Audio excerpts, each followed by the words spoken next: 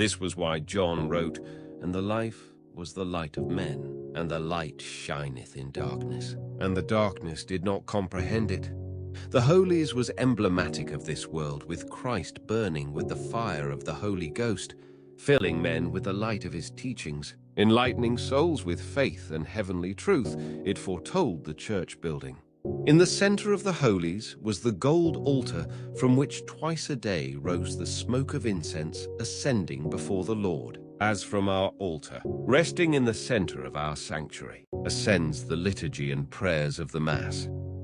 Each of the 7 branches of the golden candlestick ended in an olive oil lamp with wicks of worn-out priestly vestments. About a wineglass of oil was poured into each every day by a priest chosen by lot for the function. The lamps were lighted from the central lamp turned toward the Holy of Holies. Thus, it represented the Messiah, the Christ. Hebrew and Greek words meaning the anointed by the Holy Ghost, who was represented by the oil. Thus, the candelabrum foretold God made man through the Spirit of God, illuminating the world, enlightening men's minds by his teachings.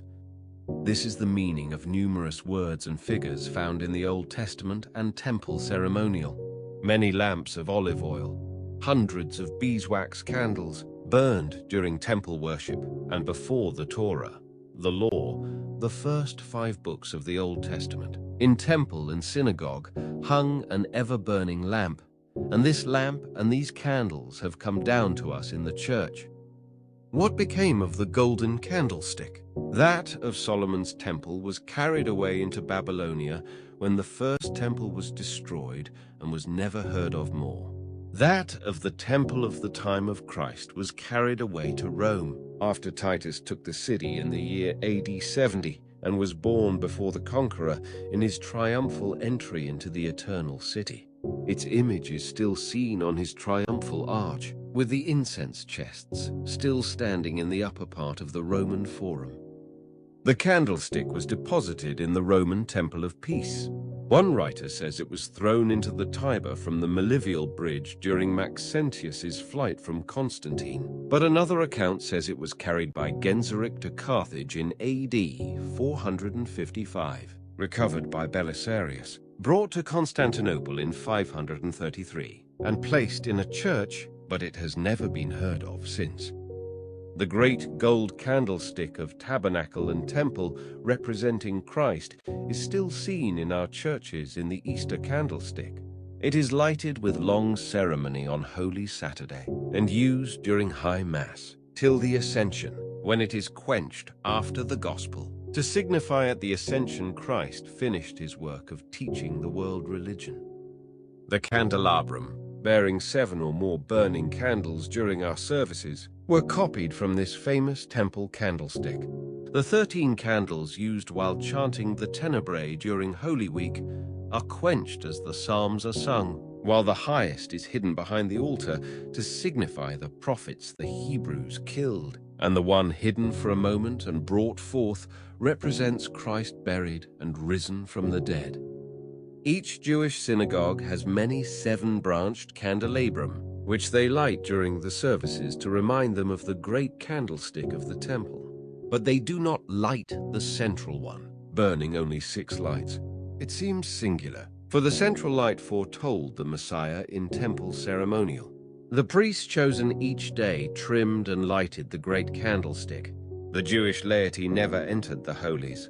Only a priest, chosen day by day, burned the incense on its golden altar, prototype of the priest now offering in the Mass the prayer of Christ on our altar.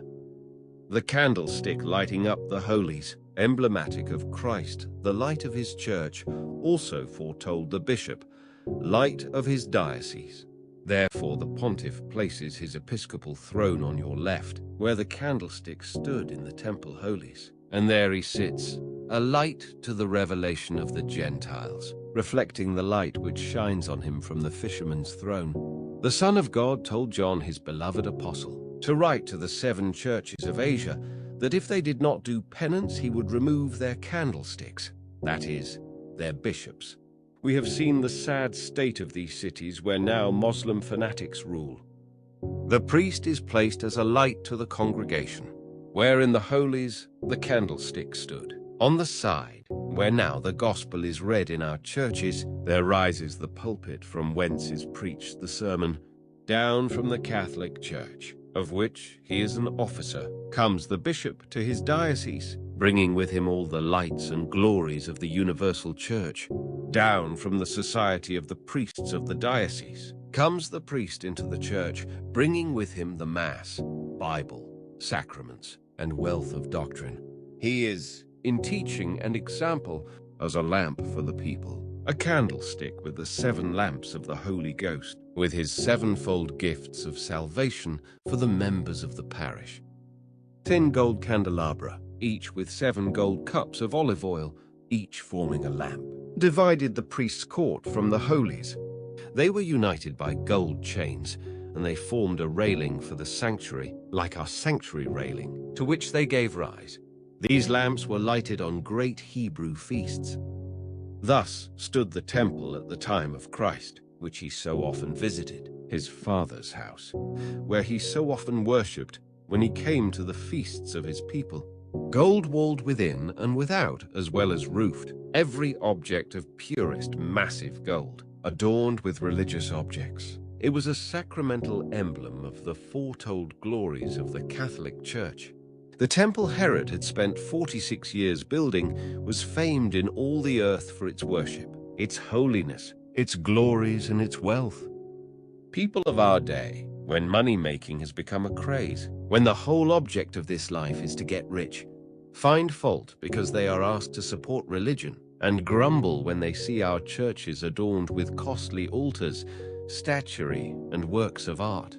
Let them go back in thought to that time of dying David, who, inspired of God, prepared the means for his son Solomon to build the temple, and they will find that he gave $19,349,260, besides other treasures of almost equal value, to erect a building which was but an image of one of our churches. Directly east of the holies, the 3 courts of the priests, of Israel, and of the women formed one great court, divided as the names suggest.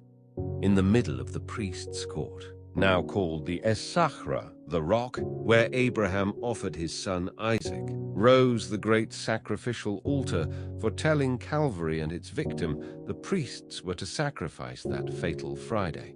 To still more precisely typify Calvary, this altar was made of unhewn stones, built into 4 walls on the outside, the stones being held together by leaden bands, and the interior filled with earth. The altar was 15 feet high and 48 feet square, the exact dimensions of Calvary. It was in 2 terraces, the first 48 feet, the next 36, the latter having a pathway, along which the ministering priest walked. The top was 30 feet square, on which burned 3 fires. To the south was an inclined plane 48 feet long by 24 wide, leading up to the altar. Each corner of the altar had a hollow bronze corner rising about 18 inches high, to typify the arms of the cross. The one at the southwest had 2 openings with silver funnels, into which they poured the wine and water on the Feast of Tabernacles, foretelling the Mass. This ever-burning fire, which had come down from heaven, in these 3 places on the sacrificial altar, imaged the Shekinah as fire and cloud on the mercy seat. One fire was to burn the flesh of the animals, the other was for the incense, the third to light the other fires if they went out. The roasted flesh was removed each day, but the bread and wine on Saturday were taken from the holies and laid on a table for the priest to eat and drink. At the north of the altar stood the incoming priests chosen by lot, and on the south stood the outgoing clergy who had finished their duties for that week. The latter took their portions of bread and wine. In the center stood the high priest, and as the outgoing priests passed, they gave him half their portion of the proposition bread. The bread could be eaten, and the sacred wine partaken of only on Saturday, by priests in a state of Levitical purity, to foretell that only priests free from mortal sin must partake of communion. A red line ran round the middle of the altar, Above, the blood of the victims to be eaten was thrown, and below, the blood of the holocausts entirely consumed. At the north of the altar rose 6 long rows of stone pillars, each about 9 feet high, having near the top 4 rings, to which they tied the bodies of the victims while removing the skins. Nearby were 8 lower stone pillars, with hooks on which they hung the pieces of sacrificial flesh. Nearby were a marble table for laying out the pieces, a gold table for sacrificial vessels after the service, and another silver table on which they laid the victims before the services. The temple places we have described, called the Chel, the sacred place, was surrounded by the Chol, the profane. There the Gentiles could worship, but they were forbidden under pain of death to enter farther in. Greek, Latin, and Hebrew bronze tablets on the surrounding marble balustrade, some of them found in the ruins in our day, told them the penalty of entering beyond. This profane place represented the heathen nations not yet called to the church till the apostles went to preach to them. This is the reason every Catholic church has a porch representing the heathens and infidels. Now let us see the origin and history of these sacrifices of the Jewish church. The grand liturgy of the temple, the sacrifices of the Hebrew courts have passed away, for the sacrifice of the cross they foretold has been accomplished, while the sacrifice and ceremonial of the holies, foretelling the Mass, still continues in the Eucharistic sacrifice. When God condemned our parents for their sin, he foretold that from the woman would be born a personage who would crush the serpent's head. Then was revealed a person more powerful than the demon, the seed of a virgin. A father is not mentioned. Suffering is in the prediction that his heel would be bruised, and victory in the words that he would crush the serpent's head.